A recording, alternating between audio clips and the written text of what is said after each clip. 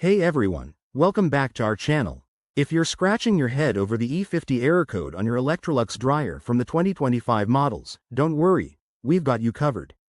This quick guide will help you understand what this error means and how to fix it, so you can get your dryer running smoothly again without calling in the pros right away. First off, let's break down what the E50 error code actually is. In Electrolux dryers, E50 typically signals an issue with the moisture sensor or the ventilation system. This could mean your dryer isn't detecting moisture levels correctly, leading to problems like clothes not drying properly or the machine suddenly stopping. It's a common glitch, but the good news is that it's often fixable with some simple troubleshooting. Before we jump into the steps, safety first, always unplug your dryer to avoid any electrical risks. Now, let's get to the fixes. Start by checking the lint filter.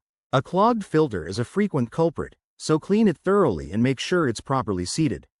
Next, inspect the exhaust vent for blockages.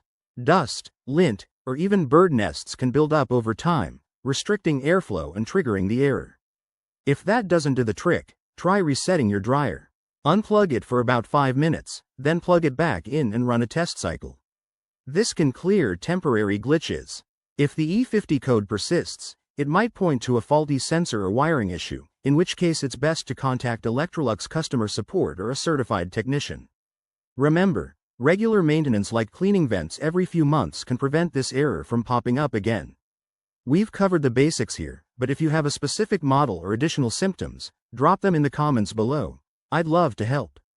Thanks for watching, and don't forget to like, subscribe, and hit that bell for more handy home appliance tips. See you next time.